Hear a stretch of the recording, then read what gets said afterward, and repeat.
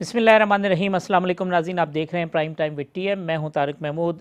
London की national crime agency ने 21 माह की जो तहकीकात की शरीफ फैमिली के हवाले से, उन तहकीकात में जो नैब है, एसिड रिकवरी यूनिट है, और हुकूमत पाकिस्तान की जानिब से जो शिकायत की गई थी और जो इल्ज़ामात लगाए गए थे उन्हें दुरुस्त ना करार देते हुए शरीफ फैमिली के जो मुंजमद अकाउंट्स हैं उनको बहाल करने के अहकामात दिए हैं।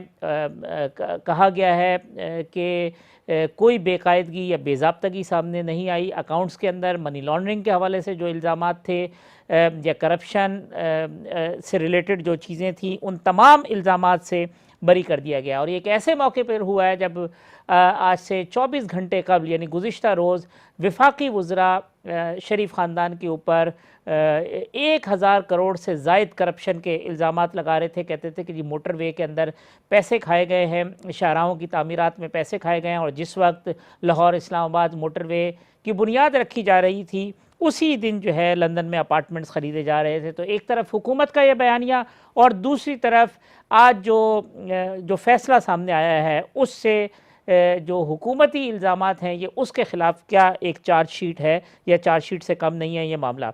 साथ साथ इमरान खान साहब ने आज कराची का विज़िट किया और कहा कि सियासी इख्तिलाफ़ात को बालाए ताक रख कर सिंध और विफाक को साथ चलना होगा। तो ये वो अप्रोच है जिसका ज़िक्र हम अरसे से करते आ रहे हैं कि जब तक अगर अपोजिशन और गवर्नमेंट एक दूसरे को रिकग्नाइज़ नहीं करेंगे, एक दूसरे को उसकी जो गिविंग जो ड्यू स्पेस है वो नहीं देंगे, तो उस वक्त तक मामला ठीक नहीं होंगे। तो ये जो बयान है इसको किस तनाजुर में देखते हैं। फिर साथ साथ महंगाई के हवाले से कल जो मुस्लिम लीग नून का कन्वेंशन हुआ उसमें बात हुई कि आवाम को महंगाई के ख़िलाफ़ उठ खड़ा होना होगा। तो आवाम इतनी महंगाई जिसका शोर हुकूमत के ख़िलाफ़ अपोजिशन भी कर रही है, वो क्या वजूहात है कि आवाम की जानिब से जिस शदीद रद्द अमल की तवक्को अपोजिशन को है वो क्यों नहीं आ रही। इन तमाम मौज़ूआत पर आज के प्रोग्राम में गुफ्तगू करेंगे। मेरे साथ मौजूद हैं इंतहाई मोहतरम साबिक़ वफाकी वज़ीर मोहतरम जनाब खुर्रम दस्तगीर ख़ान साहब।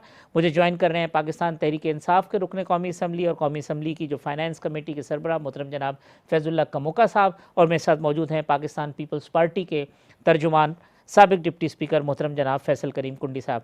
खुर्रम दस्तगीर साहब, आज ये जो जिस फैसले की डिटेल मैंने बताई हैं, कितना सेटिस्फैक्ट्री है, कितना इंडोर्स करता है ये फ़ैसला मुस्लिम लीग नून के उस बयानिए के को कि यहाँ पर उनके ख़िलाफ़ पॉलिटिकल विक्टिमाइजेशन हो रही है और ये सब कुछ मीडिया ट्रायल के अलावा कुछ नहीं है? जी, ये बात तो इससे पहले आपको मालूम है कि सुप्रीम कोर्ट ऑफ पाकिस्तान कह चुका है साद रफीक के केस में, इस्लामाबाद हाई कोर्ट और लाहौर हाई कोर्ट एक से ज़ायद मरतबा शहबाज शरीफ के केस में और मरियम नवाज़ के केस में ये बात कर चुके हैं। यूरोपियन यूनियन ये बात कर चुका है कि पाकिस्तान में जो एहतसाब है वो यक तरफा हो रहा है, सिर्फ अपोजिशन का इस्तेहसाल हो रहा है। यही बात ह्यूमन राइट्स वॉच जो न्यूयॉर्क में है, इंसानी हकूक़ के ऑर्गन, यही बात वो भी कर चुके हैं।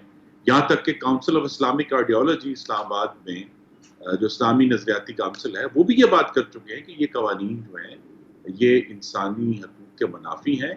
आज की जो पेशरफ्त है नेशनल क्राइम एजेंसी की तरफ से, वो तो हम सिर्फ अल्लाह ताला का शुक्र अदा कर रहे हैं कि अल्लाह ताला ने शहबाज शरीफ को सुरखरू किया है और हुकूमत का जो करप्शन का बयानिया है वो एक बार फिर मुंह के बल नीचे गिरा है, झूठा साबित हुआ है।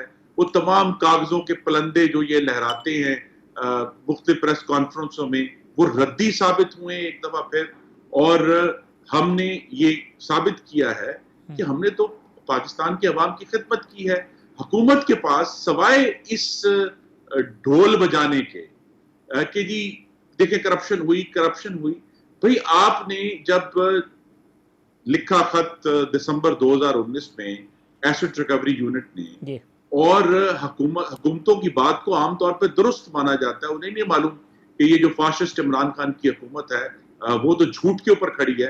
तो उन्होंने उस बुनियाद पर शहबाज शरीफ साहब के जो अकाउंट थे उन्हें मुंजमद कर दिया दिसंबर 2019 में। अब 21 माह के बाद नेशनल क्राइम एजेंसी ने जो इन्वेस्टिगेशन की है, ना सिर्फ इंग्लिस्तान में बल्कि मुत्तहदा अरब इमारात में, और उन्होंने अब वजाहत से कहा है कि किसी किस्म की ना सिर्फ कोई जुर्म की सबूत नहीं मिला, कोई मनी लॉन्ड्रिंग का सबूत नहीं मिला, कोई ऐसा असासा नहीं मिला जो जुर्म के इनाम के तौर पे बना हो। तो लिहाजा उन्होंने कहा है कोर्ट को कि जनाब ये तो इन्वेस्टिगेशन गलत हुई है और हमने आपसे गलत कहा था कि ये अकाउंट मुंजमद कर दें, तो ये अकाउंट जो है वो अनफ्रीज कर दिए जाएं। तो ये जो आप देख रहे हैं कि इस तरह मुख्तलिफ हाई कोर्ट्स में, सुप्रीम कोर्ट में, बहुत सारे इदारों में ये हुकूमत का जो तमाम दावा है शरीफ खानदान के खिलाफ, वो बार बार, एक दफा नहीं अब दर्जनों दफा झूठे साबित हो चुके हैं, लेकिन चूंकि झूठ पर खड़े हैं उसको दोबारा दोहराते हैं। और जो बार बार नवाज शरीफ का नाम लेते हैं कि नवाज शरीफ को तो कोर्ट ने सजा दी हुई है, कोर्ट, 2 कोर्ट से सजा दी है। एक कोर्ट का फैसला है नैब कोर्ट का, जिसके मरहूम जज अरशद मलिक जो हैं वो दबाव की वजह से उन्होंने वो गलत और नाइंसाफी का फैसला किया। और दूसरा मैं याद करा दूं, अभी रिसेंटली जो जिसके ऊपर बड़ा शोर डाला हुकूमत ने कि जी नवाज शरीफ के तो असासे जो हैं वो मुंजमद हो गए हैं, असासे बेचने का हुक्म दे दिया, वो तोशा खाना रेफरेंस है। और ये वो तोशा खाना है जिसमें इमरान खान साहब अपना चोरी, अपनी लूट मार छुपाने के लिए उन तहाइफ की तफसील नहीं दे रहे। और जो ये सवाल किया करते थे, मैं दोबारा इनसे पूछना चाहता हूं कि अगर आपने तोशा खाना में चोरी नहीं की तो तलाशी क्यों नहीं देते? तलाशी दें, कौम को बताएं, क्योंकि हमने तो जो तोशा खाने से जो भी लिया था वो कौम के सामने है और कौम के सामने रहेगा। और बार बार जब आप नवाज शरीफ पर, शहबाज शरीफ पर, मरियम नवाज पर ये झूठे इल्जामात लगाएंगे तो आप मुंह की खाएंगे, जिस तरह आज इंग्लिस्तान में खाया है। मैं कमुका साहब से इसका जवाब लूंगा। मैं चाहूँगा कुंडी साहब भी इसमें ऐड कर दें, क्योंकि केसेस जो हैं कुंडी साहब पीपल्स पार्टी की लीडरशिप के ख़िलाफ़ भी है और अब आसिफ जरदारी साहब के न्यूयॉर्क के फ्लैट और दीगर मामलात। अब ये जो आज जो एनसीए का फ़ैसला आया शरीफ फैमिली के हवाले से, आपका भी पॉइंट ऑफ व्यू यही है कि जो आपकी लीडरशिप है या पीपल्स पार्टी की लीडरशिप है उसके ख़िलाफ़ भी ये बददियानती के ऊपर और बदनीयती के ऊपर ये केसेस बने हुए हैं? फैज साहब आवाज़ आपकी नहीं आ रही। बिस्मिल्लाहिर्रहमानिर्रहीम। देखें हाफिज साहब, आपसे कुछ टाइम पहले मैंने अभी टीवी पे देखा जो कि शहबाज शरीफ साहब और उनके बेटे को और जो फैमिली के मेंबरान है, मुझे वो सारी तफसील नहीं पता, उनको जो है वेस्टमिनिस्टर की अदालत है, उन्होंने जो है हुकूमत पाकिस्तान की और जो नैब की और जो हमारी जो रिकवरी यूनिट है उसकी रिक्वेस्ट पे जो 21 महीने जो इन्वेस्टिगेशन हुई उसमें उन्होंने उनके अकाउंट जो फ्रीज थे वो रिलीज कर दिए हैं और डिटेल फैसला तो आएगा जी। अब तो एक फैसला तो आ गया। शॉर्ट फैसले में तो ये है कि उनको उन्होंने बेगुनाह कर दिया है। अब देखते हैं कि वो इसमें क्या कैसे, लेकिन जब एक शॉर्ट फैसला आ जाता है उसमें तकरीबन उसी की सपोर्ट में एक डिटेल जजमेंट भी आएगी। अब हम उम्मीद करते हैं कि शहजाद अकबर साहब कल प्रेस कॉन्फ्रेंस करेंगे और अपना बयानिया बताएंगे कि उन्होंने जो चीज़ की थी, क्योंकि आजकल नजर नहीं आते। मुझे पता चला है कि वो बीमार है, अगर वाकई बीमार है खुदा उनको सेहत दे, सियासी तौर पर बीमार है तो उनको आगे आना चाहिए और उसको डिफेंड करना चाहिए कि उन्होंने जो चीज़ की है, गलत इल्जामात अपने अपोनेंट्स पे लगा रहे हैं कि जितने भी सियासी मुखालफिन हैं उनके ऊपर केसेस बना रहे हैं। आपने पाकिस्तान पीपल्स पार्टी के केसेस की बात की। पाकिस्तान पीपल्स पार्टी पे केसेस बनना कोई नई बात नहीं है। हम पे माजी में भी केसेस बने, हम बाइज्जत बरी हुए, अभी भी केसेस बने हुए, हम फेस कर रहे हैं कोर्ट्स को। हम कोर्ट से भागने वाले नहीं, हम कोर्ट्स को फेस कर रहे हैं और इंशाल्लाह जो है हम समझते हैं कि हक की फतह होगी। अब जैसे खुरम साहब ने बात की तोशा खाना की, अब इमरान खान साहब तो हमें बड़ा दीन का लेक्चर देते थे, रियासत मदीना की बात करते थे, हज़रत उमर अलैहिस्सलाम की जो है वो बात करते थे। तो आज जब इनसे पता जाता है कि एक सरकारी खजाने में तोशा खाना है, उसमें जो आपने लूट मार की है उसके हिसाब दें, क्योंकि वो कहते हैं नहीं ये हम सिक्योरिटी वाइज नहीं बता सकते, बाकी ममालिक के लोग खफा हो जाएंगे। आपने साबिक वज़ीर आज़म पे केसेस किए हुए हैं तोशा खाना के, वो सरकारी हिसाब से जो भी चीज़ होती है 15% पे या जिस % पे भी है, अगर उन्हें गलत किया तो कन्विक्ट हो जाएंगे, अगर उन्हें गलत नहीं किया तो बरी हो जाएंगे। ठीक, वही चीज़ आप पे भी इम्प्लीमेंट करते हैं। आप तो कह रहे हैं हमने 50% पे ले लिया, अगर आपने लिए भी हम आपकी बात मान लेते हैं, लिहाजा हम मानने की नहीं है, लेकिन आप के उस प्रोग्राम पे उन्होंने कहा हमने 50% एक एडवाइजर ने कह दिया, तो मैं बता दो आपने क्या चीज़ ली है।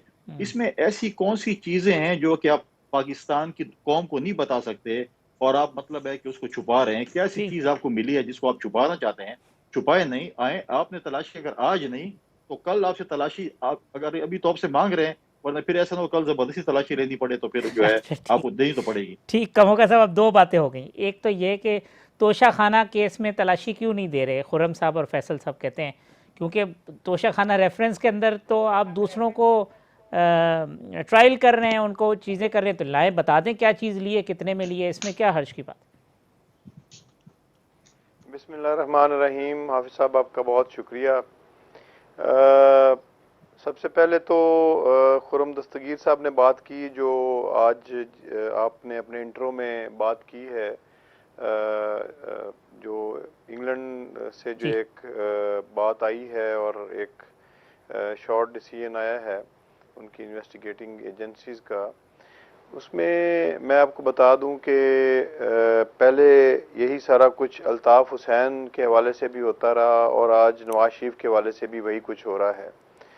तो बड़ा अनफॉर्चुनेट है और मैं ये समझता हूँ कि जो मगरबी ममालिक हैं उनको जो हमारे यहाँ के हुक्मरान लूट मार करके पैसा यहाँ से, गरीब लोगों का पैसा यहाँ से वहाँ ट्रांसफ़र करते हैं, तो उनको ये समझना चाहिए इन चीज़ों को कि ये गरीब लोगों का पैसा है और जो ये लूट के यहाँ पे इन्वेस्टमेंट कर रहे हैं, तो ये किसी भी तरीके से किसी भी मुल्क के मफाद में ये चीज़ें नहीं जाती हैं, बल्कि इससे पाकिस्तान के लोगों के दिलों में उन ममालिक के बारे में जो है वो शुबहात और सवालात पैदा होते हैं। लेकिन वो तो एविडेंस तो मांगेंगे ना कमोका साहब, डॉक्यूमेंट्स, एविडेंस, प्रूफ, अगर वो प्रोवाइड इसका वो तो उल्टा आपके खिलाफ चार्जशीट है कि आपने कोई चीज़ें प्रोवाइड नहीं की जिसको वो जस्टिफाई कर सके।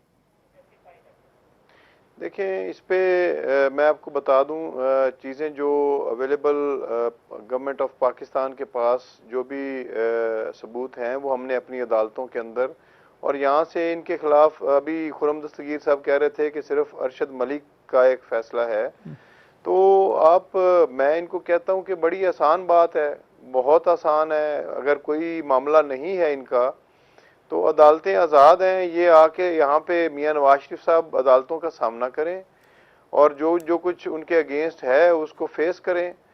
और जो अभी यहाँ पे पाकिस्तान में वो गालबन थोड़े दिनों के लिए एक एफिडेविट पे यहाँ से गए थे जो मियां शहबाज शरीफ साहब ने दिया था, और उसके बाद फिर वो वापस नहीं लौटे, और वहाँ पे लंदन में वो पोलो मैच भी देख रहे हैं, सारी चीज़ें कर रहे हैं, लेकिन सेहत उनकी ठीक कमोका नहीं साहब, हो ये जो रही आर्गुमेंट और आपका वापस आके अदालतों को वो फेस करने के लिए जो तैयार नहीं आर्गुमेंट है। आपका है वो ये है कि यूके से जो है वो एक सपोर्ट मिली है शरीफ फैमिली को, या ये समझें कि मेरिट से हट के फैसला हुआ, आप इस डायरेक्शन में बात करें। जब तक कोई डिटेल्ड जजमेंट नहीं आ ठीक जाती कोई मैं कमेंट नहीं करना चाहता, ठीक लेकिन जब तक अब तक की जो बात है उस हवाले से मैंने अपने कमेंट्स दिए हैं, और मैं ये कहना चाहता हूँ कि अगर ये इतने ही पाक साफ हैं और कोई भी इन्होंने ऐसी कोई एम्बेजलमेंट या कोई ऐसा इन्होंने पाकिस्तानी लोगों के पैसे को नहीं लूटा, ये पाक साफ है, तो फिर आए सामने अच्छा, अदालतों में आके अपने आगे केसेस का चलते सामना कमोका करें। साहब, तोशा खाना केस, वो कहते हैं तलाशी क्यों नहीं देते, क्या चीज़ कितने मिली है बता। तोशा खाना देखें, अब आज आके तोशा खाना रह गया है जिसकी तलाशी लेनी बाकी रह गई है तहरीक इंसाफ के हवाले से। तो वो तो मैं कहते हैं ना, आपको ना ये फॉरेन पूरे फंडिंग में यकीन के देते हैं, साथ ना तोशा खाना में देते हैं, किसी चीज़ की तलाशी देते नहीं है। नहीं फॉरेन अभी फंडिंग बहुत की तलाशी हमने, लेनी है मैं हाफिज बताता हूँ, साहब, आटे की तलाशी फॉरेन लेनी है, फंडिंग चीनी की तलाशी लेनी है, बहुत तलाशियां लेनी है अभी। जी तोशा आप खाना बात पे कर लें कमोका खुर्रम भाई, साहब, मैं बाद में बात जी करूंगा। कमोका साहब तोशा खाना पे जवाब दे दें तो फिर मैं आगे चलता हूं। जी, मैं ये कह रहा हूँ कि जैसे बात की है, बहुत सारे हमारे जो मीडिया पे हमारे दोस्त आते हैं पाकिस्तान तहरीक इंसाफ के, वो बहुत सारी वजाहत इसके ऊपर कर चुके हुए हैं। अब आप जो गैर मुल्की सरबराहान ने तहाइफ दिए हुए हैं, आप उनके बारे में इस तरह से बात करेंगे तो मेरे ख्याल में मुनासिब नहीं है। जब हमारी हुकूमत नहीं होगी तो ये ज़रूर उसके ऊपर प्रोब कर लें और जो सजाएं दें, जो हमने एम्बेजलमेंट की होगी उसके ऊपर ये सजा दे लें। अच्छा चले, अब खुर्रम साहब आप रिस्पॉन्ड कर देंगे कमोका साहब की बात को, तो फिर मैं ये कहना चाहता हूँ कि देखिए, अगर आप इतने सेंसिटिव हैं मुख्तलिफ ममालिक के बारे में, तो आप ममालिक का नाम ना बताएं, सिर्फ तोहफे और उनकी मालियत बता दें और आपने कितनी पेमेंट की है उनके उनके मामले में, आप वो बता दें। हमें ममालिक के नाम जानने की जरूरत नहीं है, हमें ये जानने की जरूरत है कि इमरान खान साहब को कितने मालियत के तोहफे मिले, उन्होंने कितनी पेमेंट करके वो हासिल किए, और वो तफसील जो है वो हमारा जानना हक है, वो हमें दें। बजाय ये कि आप जब भी इनसे पूछा जाता है कि जनाब आपने ये क्या किया, फिर ये आए बाएं शाएं करते हैं। यही आए बाएं शाएं जो है अब 7 साल से हाफिज आबम इलेक्शन कमीशन में जो फॉरेन फंडिंग केस है वो भी हम सुन रहे हैं। इनसे पूछे कि अच्छा जी पिछले साल पाकिस्तान से बकौल इनके वजीर के 60 लाख टन गंदम जो है वो गायब हो गई, तो जवाब दे वो कहते हैं आए बाएं शाएं हैं। उनसे पूछे अच्छा जी ये चीनी जो 53 रुपए थी ये 115 रुपए कैसे हो गई, वो आए बाएं शाएं हैं। ये पूछते हैं इनसे कि जनाब ये पाकिस्तान में ये पिछले 24 माह से एक गले काटने वाली महंगाई है गरीबों के लिए, इसकी वजह क्या है, वो कहते हैं आय बाय शायद। इनसे पूछते हैं कि जी 18,000 अरब के कर्जे आपने ले लिए हैं, टोटल डेट एंड लायबिलिटीज बढ़ा दिए पाकिस्तान के, जो 30,000 अरब इमरान खान साहब करते थे, अब वो 48,000 अरब हो चुके हैं। तो आपने ये पैसे कहां खर्च किए हैं, आपने कौन से प्रोजेक्ट्स बनाए हैं, फिर आए बाएं शाएं करते हैं। तो जब भी इनसे पूछा जाता है कि जनाब आप अपना जवाब दें कि ये आपने क्यों किया, कैसे किया, ये पैसे कौम के कहां लगाए, आपने इतने कर्जे लिए कहां लगाए, तो आए बाएं शाएं। तो ये कहानी जो है ना कि कहना कि जी हमें तो ये तो मुनासिब नहीं है। भाई आप पाकिस्तान के जिम्मेदार हैं, चाहे चले सिलेक्टेड ही सही हैं, लेकिन जिम्मेदार हैं। आपको कौम को और कौम के मुंतखब नुमाइंदे जो अपोजिशन के हैं उनको बताना पड़ेगा, उनको सामने ये शफाफियत लानी पड़ेगी कि जनाब जिस तोशाखाना में आपने पाकिस्तान मुस्लिम लीग नून और पाकिस्तान पीपल्स पार्टी के वजीर आजमों को अंदर डाला हुआ है, उनके खिलाफ केस चला रहे हैं, वो उस पर खुद आप क्यों मफरूर हैं अदालतों के सामने से। और इसी तरह आप देखिए ये पहली दफा नहीं है, अभी चंद दिन पहले जो शहबाज शरीफ साहब ने कोर्ट केस किया हुआ था हत्या इज्जत का कि जनाब आपने ये झूठ क्यों बोला कि जी 10 अरब रुपए जो ऑफर किए गए थे पनामा केस वापस लेने के लिए, तो वहां से भी मफरूर है, वहां भी आए बाएं शाएं हैं, कोई कुछ नहीं जाते। और यही तरीके कार इनका मुस्तकिल। और अब जो लेटेस्ट आपके नाजरीन को शायद मालूम ना हो कि इमरान खान साहब ने भी, सदर मुमलिकत ने भी, जो इनके ऊपर केसेस थे दहशतगर्दी के, पाकिस्तान टेलीविजन के ऊपर हमलावर होने के, उस पर डंडों से कब्जा करने के, उसमें इस्तिस्ना ले लिया हुआ है अपनी सरकारी पोजीशन इस्तेमाल करके कि जनाब अभी तो हमारे पास सरकारी पोजीशन है तो लिहाजा अभी हम इस केस में पेश नहीं हो सकते। तो जनाब ये खुद जो पूरा इनका जो फोकस था वो ये था कि जी अगर चोरी नहीं की तो तलाशी क्यों नहीं देते। और एक और लाजवाब जुमला है कि ऑपोजिशन का काम है इल्जाम लगाना, हुकूमत का काम है सबूत देना। अजराए करम सबूत फराहम करें कि आपने ये पैसे नहीं लूटे, आपने 18,000 नहीं लूटे, आपने आटा में नहीं लूटा और आपने तोशाखाना को नहीं लूटा। ठीक है, मैं एक ब्रेक ले लूँ, ब्रेक के बाद आते हैं। तो कुंडी साहब, आज इमरान खान साहब ने कहा है कि सिंध की हुकूमत के साथ मिल के सियासत को बालाए ताक रख कर जो है काम करना होगा, तो इसके ऊपर गुफ्तगू करेंगे प्रोग्राम के अगले सेगमेंट में।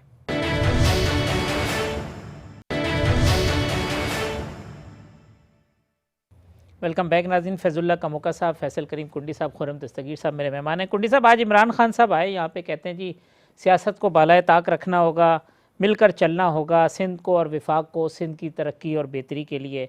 दूसरी तरफ सिचुएशन ये है कि कल वो धुआंधार प्रेस कॉन्फ्रेंस हो रही थी, फिर आप भी कह रहे थे कि फवाद चौधरी साहब और मुराद सईद साहब जो हैं वो तोते हैं। एक तो आपने उनको तोता क्यों कहा, और दूसरा जो आज इमरान खान साहब की स्टेटमेंट है उसके ऊपर आपकी क्या राय है?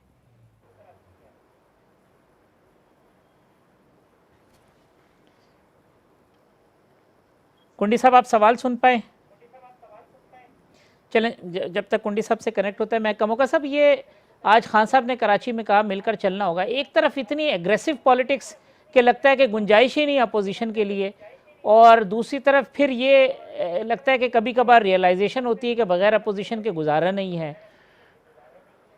अब सब सारी चीज़ों को ना मिक्सअप नहीं करना चाहिए।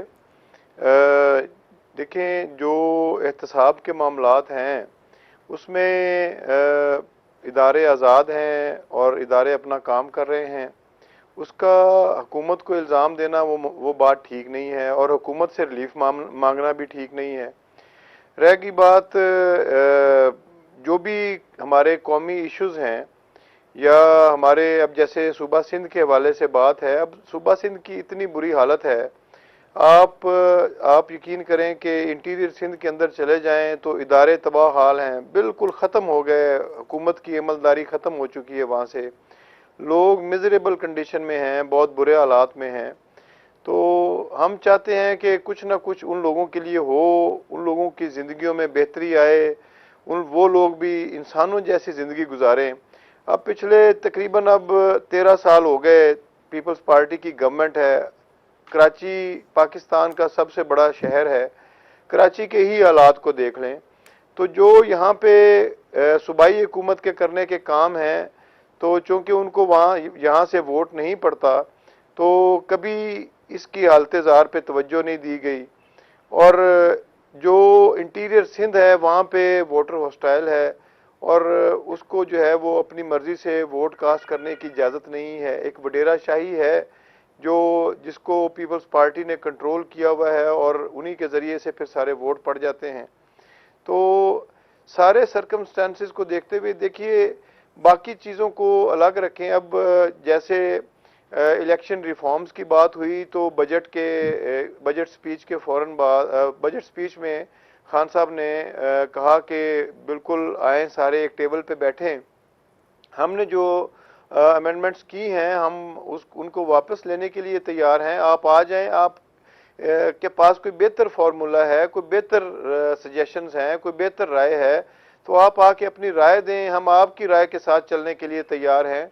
और ये जो हर इलेक्शन के बाद एक शोर होगा मचता है, तो उससे जान छूटे। और ये जो पैसे का इस्तेमाल होता है, खा वो सेनेट के इलेक्शन हों या जनरल इलेक्शन हों, तो पाकिस्तान के आम आदमी की ज़िंदगी में आसानी पैदा हो और लोअर मिडिल क्लास और मिडिल क्लास के लोग भी इलेक्शन कंटेस्ट कर पाएँ।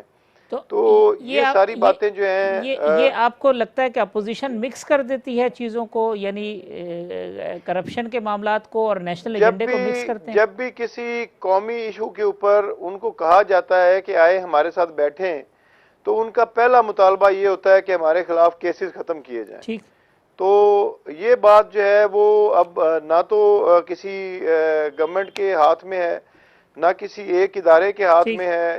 तो जो करप्शन किसी ने की है या लूट मार की है, उसका वो जवाबदेह है, और उनको उसका प्रॉपर फोरम के ऊपर जवाब देना है। अगर किसी के ऊपर केसेस हैं तो वो अदालतों के अंदर अपने केसेस लड़ रहे हैं। अदालतें अगर मतलब इनको छोड़ती हैं या सजाएं देती हैं तो वो उनको फेस करें। आपका पॉइंट आ गया कामों का। सब खुरम साहब ये कहते हैं कि मिक्स कर देते हैं दोनों चीज़ों को, नेशनल एजेंडा अलग चीज़ है और जो प्रॉब्लम्स हैं जो करप्शन रिलेटेड या मुकदमात अलहदा चीज़ें, दोनों मिक्स हो जाती हैं, इस वजह से बात आगे नहीं बढ़ती। जी नहीं, बिल्कुल मिक्स नहीं होती। अपोजिशन ने कभी भी हुकूमत से ये मुतालबा नहीं किया कि किसी भी अपोजिशन का रुकन जो है जिसके ऊपर केसेस हैं वो केसेस ख़त्म किए जाएं। ठीक। हमने आगाज़ में हुकूमत की ही इनिशिएटिव पर उन्होंने कहा कि आए नैब लॉ में तरमीम करते हैं, उस पर कुछ गुफ्तगू हुई, लेकिन अब पिछले 2 साल से हमारा कोई मुतालबा नहीं है कि नैब के लॉ में कोई तब्दीली की जाए। हम इनका जुल्म, इनका इस्तेहसाल, इस्तबदाद सह चुके हैं, सह रहे हैं, और अल्लाह ताला हमें सुरखरू कर रहा है पाकिस्तान की अदालतों में भी और इंग्लिस्तान की अदालतों में भी, जहाँ ये बड़े तम तराक से पूरे कहते जी कागजों के ढेर लेकर गए थे। तो ये हमारा मुतालबा नहीं है। इलेक्शन रिफॉर्म का जहां तक ताल्लुक है, इमरान खान साहब के पास सिर्फ एक आइडिया है, और वो है कि जी यहाँ इलेक्ट्रॉनिक वोटिंग मशीन तमाम मामलों का हल है। इलेक्ट्रॉनिक वोटिंग मशीन एक डिस्परीन की तरह है जिससे आप कैंसर का इलाज करना चाहते हैं। और कैंसर किस चीज का है? पाकिस्तान के इंतखाबी निजाम को, पाकिस्तानी इंतखाबी निजाम को रियासती गैर आईनी मुदाखलत का कैंसर लाक है जो ईवीएम के डिस्परीन से ठीक नहीं हो सकता। ये क्राइसिस है। खुरम साहब, ये और क्योंकि पार्लिमानी कमेटी का अब स्टेटस क्या है? क्योंकि पीडीएम में वो जमीयत उलमा इस्लाम कहती है जी हम तैयार नहीं हैं बैठने के लिए, अब क्या है वो बन रही है, उसमें पार्टिसिपेट कर रहे हैं, उसका स्टेटस क्या है? जी, उसका स्टेटस ये है कि जिस तरह 2014 में एक तमाम पार्लियामान में जो दोनों ऐवान हैं उनमें मौजूद जमातों को मिलाकर एक वसी कमेटी बनाई गई थी जी, जिसका जो रीमिट था, जिसकी जो अथॉरिटी थी वो बड़ी वसी थी। तो जिस तरह 2014 से 2017 तक उस कमेटी ने 2.5 साल सैकड़ों मीटिंगें की, उसमें पीटीआई के लोग भी शामिल थे, और बिलाखिर उसका नतीजा ये हुआ कि पाकिस्तान की तारीख की सबसे बड़ी इंतखाबी इस्लाहात जो है वो इलेक्शन एक्ट 2017 में हमने की, वो हो चुकी हैं 4 साल पहले। ठीक। अब अगर मजीद जाना है तो उस कमेटी में शामिल होने के लिए जो एक वसी कमेटी होगी, जो जिसका मकसद सिर्फ हुकूमत के बिलों को देखना नहीं होगा, तमाम जमातों की जो इस मामले में तजावीज हैं इलेक्शन रिफॉर्म के बारे में, वो उस कमेटी में आएंगी, वो अपना काम करेगी, और हमें ये उम्मीद है कि वो एक कंसेंसस से अपोजिशन और हुकूमत की बराबरी की बुनियाद पर बनाई गई कमेटी होगी, तो वो आगे लेकर चलेगी। तो ये वसी उसके अलावा कोई बन रही है कमेटी, मतलब खुर्रम साहब उसके ऊपर वो है उसके कोई नाम लिए गए हैं, चीज़ें हुई हैं उसके ऊपर, उस पर क्या पेशरफ्त है? नाम नहीं लिए कि उसमें बड़ा वाज़ेह है कि पार्लियामान में दोनों ऐवानों में जितनी भी जमातें हैं, चाहे उनका एक रुकन है, उसको उस कमेटी में एक रुकन को वो मेंबरशिप दी जाएगी, क्योंकि तमाम, क्योंकि इलेक्शन का जो मामला है वो पाकिस्तान के 23 करोड़ अवाम के मुस्तकबिल का मामला है, उसमें हम सब स्टेक होल्डर्स हैं, खासतौर पे वो लोग जिनको पाकिस्तान के अवाम ने मुंतखब किया, तो उस सब इसमें शामिल करना है। और ये सिर्फ हुकूमती एजेंडा नहीं होगा, इसमें सबका एजेंडा शामिल होगा, और उसकी असल कोशिश ये है कि पाकिस्तान की जमहूरियत को जो जख्म 2018 में मैंडेट चोरी करके लगाया गया है, ऐसी इस्लाहत की जाए कि दोबारा वो जख्म ना लगे, और वाकई इस तरह के इंतखाबात हों जो साफ, शफाफ और मावराए मुदाखलत से पाक हों। उस पर हम पेशरफ्त इंशाल्लाह अगले आने वाले दिनों में कर रहे हैं। ठीक है, मैं कमोका साहब एक ब्रेक ले लूँ, ब्रेक के बाद आते हैं तो कुंडी साहब को भी कनेक्ट करते हैं, प्रोग्राम को कंक्लूड करते हैं, जो बाकी बातें रह गई कोशिश करेंगे कि उसको कंक्लूड करते हैं प्रोग्राम के एंड में।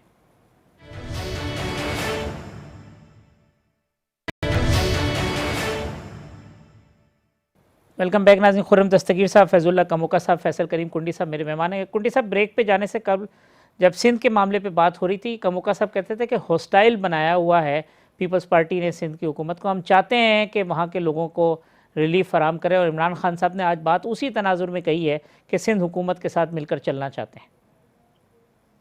देखें, बिल्कुल आज बड़े आपने कमोका साहब को मुश्किल में डाला, क्योंकि जो लंदन के फैसला आया और तलाशी की बात आई तो उन लोगों को बुलाना चाहिए था जो नॉर्मली आपके पास आते हैं। कमोका साहब शरीफ आदमी हैं, तो चलो खैर आपने सिंध की तरफ डाइवर्ट कर लिया अभी प्रोग्राम को। आज वज़ीर आज़म साहब आए, सिंध की विजिट था, उन्होंने कराची सर्कुलर का जो इफ्तिताह करना था, जो कि माजी में इसके ऊपर अगर प्रोग्राम करें तो एक पूरा प्रोग्राम उसके ऊपर हो सकता है, क्योंकि जब से शुरू हुआ, कैसे हुआ, फिर जस्टिस गुलजार की जो स्टेटमेंट आई, फिर उसके बाद जो कुछ भी हुआ। देखें, हम बड़े वज़ादार लोग हैं, हम जमहूरियत पे यकीन रखते हैं। अगर हम चाहते तो हम हमारा वज़ीर आला को हम कहते वो वज़ीर आज़म को एयरपोर्ट पे रिसीव भी ना करते, और इस फंक्शन में वज़ीर आज़म, हमारे वज़ीर आला और हमारे वज़रा ना भी जाते हैं। लेकिन हम इनकी तरह नहीं है, हम गए, हमारे वज़ीर आला को दावत थी, वो गए, उनके वज़ीर गए। हमने तो पहले ही कहा था कि आप आएँ, यहाँ पर काम करें। अब कमोका साहब कह रहे हैं कि हमने सिंध को खंडाल बना लिया है। आप कमोका साहब बताएं कि आपके कराची में कितने मैनेज हैं, आपने वो कितना फंड दिया, उन्होंने कितना किधर खर्च किया, कहाँ पर खर्च किया है, ये तो बता देना हमें। अभी तो ये बता दें, चलो हम आप रूरल सिंध की बात भी छोड़ दें, आपकी बात हम मान्य सिंधकारी हैं, चलो आप रूरल सिंध को छोड़ दें, आप अर्बन सिंध की बात कर लें, कराची की बात कर लें। कितने खैर से आपके एमएनए सेलेक्ट वहाँ से हुए हैं, और कितने 14 एमएनए वो जो है आप कहते हैं कि जी रूरल सिंध। देखें, आप बिल्कुल आपका हक बनता है कि आप देखें कि आप सिंध की हुकूमत देना चाहते हैं, लेकिन ये चीज़ें न करें कि आप अपनी गलती, अपनी कोताहियाँ हमारे गले में डालें। और दूसरी बात यह है कि आप कह रहे हैं कि वज़ीर आज़म ने आज बात की, मैं समझता हूँ कि अब काफ़ी लेट हो चुका है, 3 साल गुजर चुके हैं, अगला साल इलेक्शन का साल है। अब जो है नॉर्मली हुकूमतें होती हैं, पहले साल में जो है वो अपने स्कीम्स बनाती हैं, इम्प्लीमेंटेशन शुरू करवाती हैं, और चौथे साल में वो कंप्लीट होती हैं। अब 3 साल बाद ये कह रहे हैं कि हम सिंध हुकूमत के साथ काम करने को तैयार हैं, जो कि मैं समझता हूँ कि बहुत लेट हो चुकी है। उसके बावजूद भी हमने कभी ये नहीं कहा कि हम काम करने को तैयार नहीं। हम अवाम की बेहतरी के लिए, सिंध की अवाम की बेहतरी के लिए, इन्होंने माजी में अरबों रुपए के ऐलानात किए, वो कहाँ पर हैं, कहाँ पर इन्होंने खर्च किए। तो ये चीजें करना, ऐसे तो बयान साहब, ये आज जो ज्वाइनिंग भी हुई है गौस अली शाह साहब को, जफर अली शाह साहब जो यहाँ के एक सिंध के थे, उनको ज्वाइन, वो कहते हैं जी अब आइंदा पीटीआई की हुकूमत होगी सिंध में, लोगों को शामिल हो रहे हैं पीटीआई के अंदर, इस पे क्या तबसरा आपका? हाँ, बिल्ली को ख्वाब में चिचड़ी नजर आते हैं, हो जाए शामिल, देखते हैं। तो इलेक्शन आएगा, हम इनको वेलकम करते हैं, सिंध में इलेक्शन लड़ें, अपने कैंडिडेट्स लेके आए, अपना लड़ें। हम तो इनको ऑफर करते हैं, इन्होंने जीडीए के साथ मिलके क्या क्या कुछ नहीं किया, आज वही जीडीए के लोगों को तोड़ के पीटीआई में शामिल कर रहे हैं, अपने इत्यादियों को तोड़ के पीटीआई में शामिल करवा रहे हैं, जिनके साथ ये मिलके जो है वो इस वक्त हुकूमत में बैठे हैं, उनके वज़रा को उन्होंने, उनके लोगों को वजारतें दी हुई है। उनके बंदे तोड़ के लेके आ रहे हैं। बिल्कुल आए, इनको जमहूरी हक बनता है, लेकिन जब इनसे लोग जाएंगे तो वो अभी तो थोड़ा टाइम है। अब देखें, बहुत से लोग, मैं आपको ये खबर भी दे रहा हूँ, बहुत से लोग हमारे साथ राब्ते में हैं। सिर्फ हुकूमत जाने की देर है। जब इलेक्शन उसमें हम मोड में जाएंगे, फिर मैं आपको बताऊंगा कि कितने लोग जो है वो पीटीआई छोड़ के और पार्टी में ये जा रहे हैं। एमएनएज और एमपीएज आपके साथ राब्ते में हैं कुंडी साहब? बिल्कुल राब्ते में है, बिल्कुल राब्ते में है। और आप देखेंगे, ये आप जो है ये स्टेटमेंट संभाल के रखना। इंशाल्लाह जब इलेक्शन मोड में जाएंगे तो फिर ये आप इसको जो है दोबारा मैं खुर्रम साहब से में भी पूछूंगा, क्योंकि एहसन साहब ने भी इसी तरह की बात की। पहले कमोका साहब इस पे कमेंट कर लें, क्योंकि कल मुस्लिम लीग नून के जो कन्वेंशन था उसमें भी बात हुई कि 2023 में पीटीआई दफन हो जाएगी। आप सिंध में हुकूमत बनाने के ख्वाब देख रहे हैं, वो आपको जो है सियासी तौर पर दफन करने की बातें कर रहे हैं।